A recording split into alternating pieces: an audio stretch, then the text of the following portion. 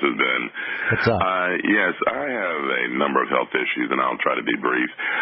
But one of my main issues is that I have non-traumatic hematoma on both kidneys, and I am on dialysis. Okay. And I have what is also called polycystic kidney disease. Okay. And I'm not able to build my blood due to my kidneys. They're both, of course, they're failed. And I understand from what my nephrologist was telling me that one of the reasons why your kidneys have failed is because there's an enzyme called APDase. No. Don't go there. There's only one reason why your kidney fails. Oh, I understand my high blood pressure and diabetes that I've had. Well, those are secondary. There's one major reason. And the reason I think this is important is because if you can boil it down to one major reason, there's only one thing you need to do. Right. So, yeah, there's enzymes that are involved, and there's genetic changes that are involved, and certainly blood sugar is involved. There's all these different factors, but it all comes down to one thing. And the reason this is important is because this gives you power.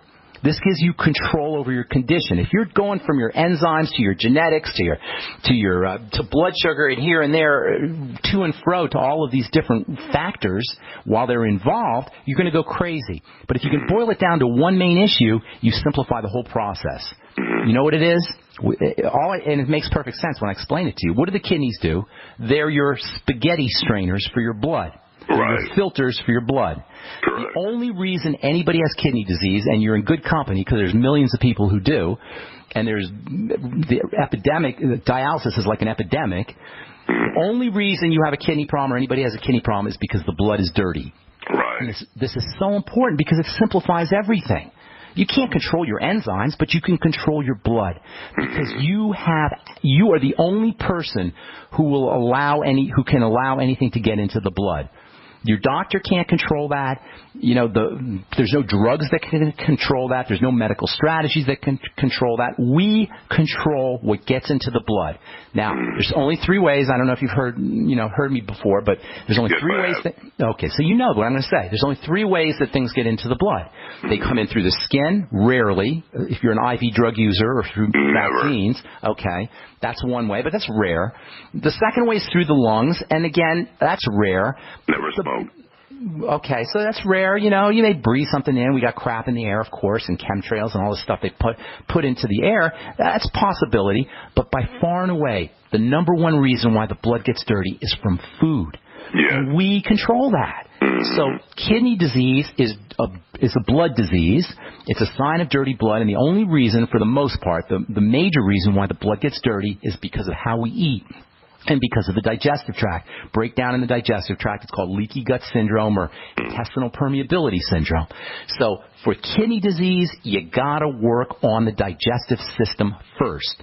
Now, the blood sugar system is also involved because the blood gets dirty from sugar, and oxygen is also involved because a lack of oxygen will cause the blood to become sticky and gooey and clotted and coagulated, and that will also clog up the kidneys. So between these 3 points, you have massive control over kidney disease. Are enzymes involved? Obviously. They're involved in everything, as we've been talking about. Is genetics involved? Obviously. Genetics is involved in everything. But these are not your control points. Your control point, your major control point, is the food you're eating, especially sugar, and then oxygenation. So do a food diary and eliminate problem foods. That's step number one. Always, always, always eliminate problem foods. If you want to do one single thing for your health from a physiologic perspective, eliminate problem foods.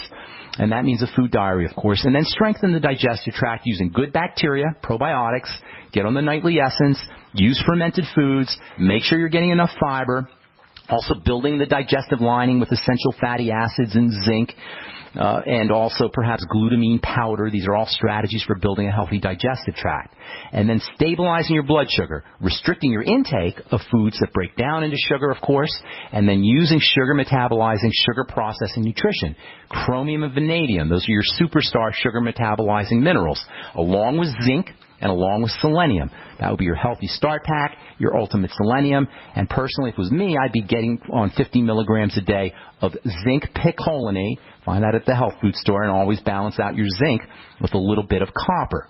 And then as far as nutrients, as far as vitamins go, for helping with sugar. The B complex is stupendously important, and it's a major deficiency because we excrete the B complex regularly. When you're done with your dialysis, the odds are really good that you're going to be deficient in your B complex, the very nutrients you need for processing sugar.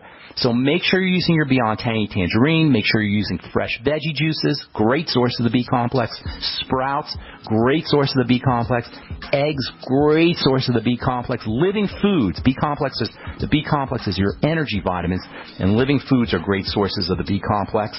And then also, especially niacin, by the way, great for sugar metabolism.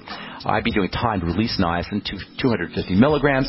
Last but not least, my friend, please make sure you're practicing your slow, deep breathing techniques to make sure that your blood is flowing and the circulatory system is moving correctly. Thanks for your call, Chris. I wish we had more time, but that's all we got time for on the bright side. I'm Pharmacist Ben. Thank you so much for listening, friends. Tomorrow we'll continue talking hormone health as it relates to the skin. We'll talk specifically about the pituitary and the pineal gland. Check out my website, brightsideben.com. And if you're interested in purchasing any Truth Treatment products, go to truthtreatments.com. Thanks for listening. Have an awesome, spectacular, beautiful day. We'll talk to you all later. Bye for now.